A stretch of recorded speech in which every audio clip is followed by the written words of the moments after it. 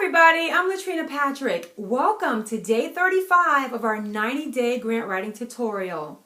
Yesterday we talked about why you should consider putting together a grant writing team, and today I want to talk about who needs to be on that grant writing team.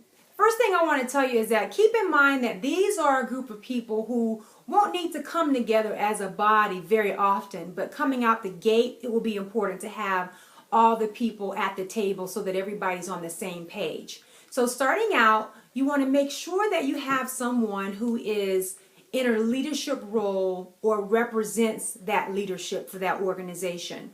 So if you're at a medium-sized to larger nonprofit organization, you may or may not be able to have your executive director sit in on this first meeting, but you want to have someone that has the ear of that leadership that can represent that person and let you know what the direction is that the organization is going, so you'll be clear. So you need someone from leadership who can express the vision of the organization or that particular project and help you determine which way you need to go. So for example, when I worked for a larger nonprofit that had more than 30 programs easily, and what my job was to try to find funding for major programs within the organization. And so sometimes the person who needed to be at the table for a particular project would vary, because depending on what the program was, they're going to be different program directors for that department.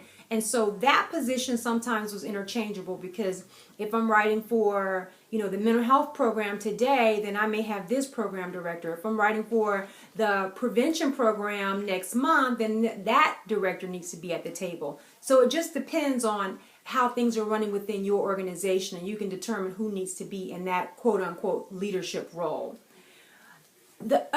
Another key person that needs to be at the table is a researcher type, maybe intern type person, someone to help you gather research. As I've talked about in previous tutorials, research is a key part in the grant writing process. As a grant writer, you have to do your share of research, but when the programs become larger scale, major funding projects, then it's going to require major research to make sure you have all your evidence and your supporting data. I have mentioned before, I do not enjoy research. It's just a necessary evil for a grant writer. But the more I can have someone helping me pull research in addition to what I'm doing, the better. So it's always good to have someone that can help you with that. And keep in mind also that this doesn't necessarily have to be a paid staff that's in your organization. This could be one of your volunteers. A lot of nonprofits, thrive off of volunteers, and they have volunteers in and out, and some more than others. And those who are on a consistent basis, and you kind of want to maybe take a look at some of your volunteers and see who enjoys research or who has the time, maybe an older individual that has a lot of time and enjoys this. So look at it from that standpoint and get someone on the team to help you gather the research that you need. A third person that needs to be a part of the team is a financial person, could be the CFO, depending on how large your organization is.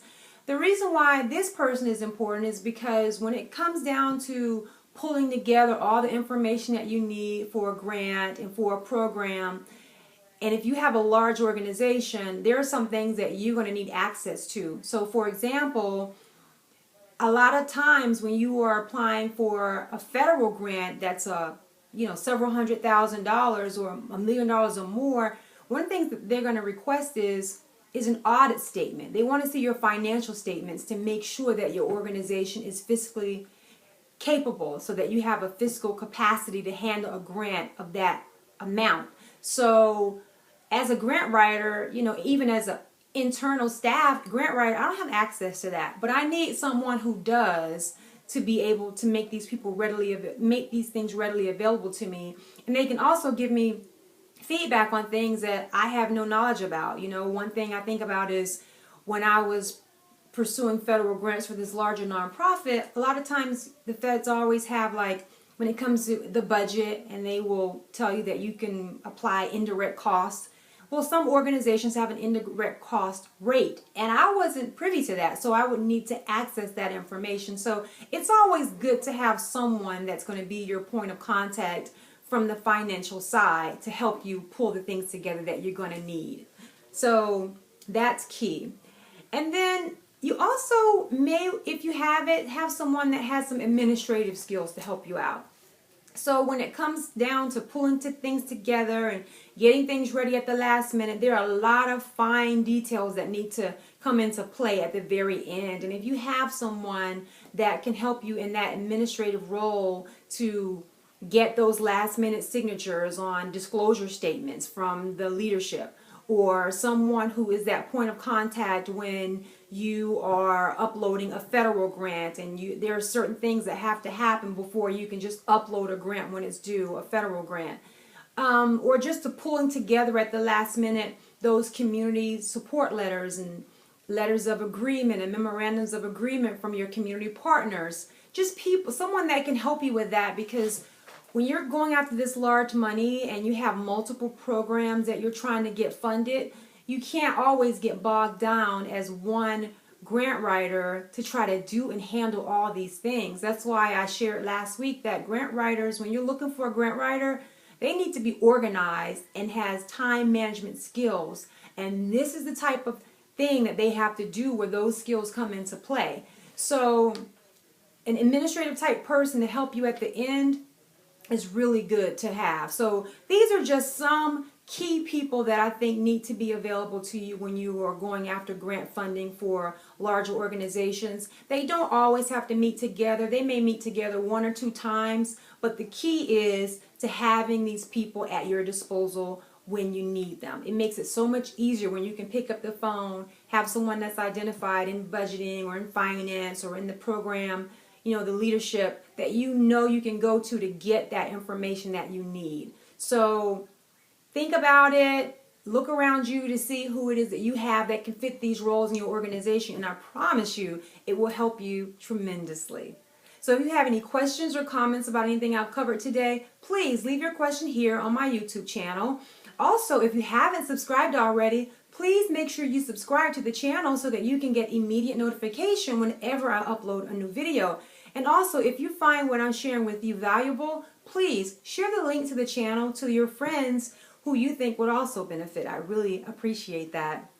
I also send out weekly email updates to let you know what's coming up that week in the tutorials. So in order to get those updates, I need you to go over to my website at www.greatervisionconsulting.com and subscribe to those updates, and I'll send you out an email every week to let you know what's coming up.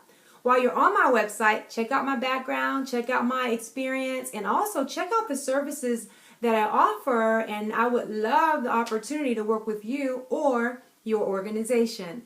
So I hope that you found this information helpful today. I have absolutely enjoyed sharing it with you, and I look forward to coming back tomorrow with another great tutorial. Until then, see you later. Bye.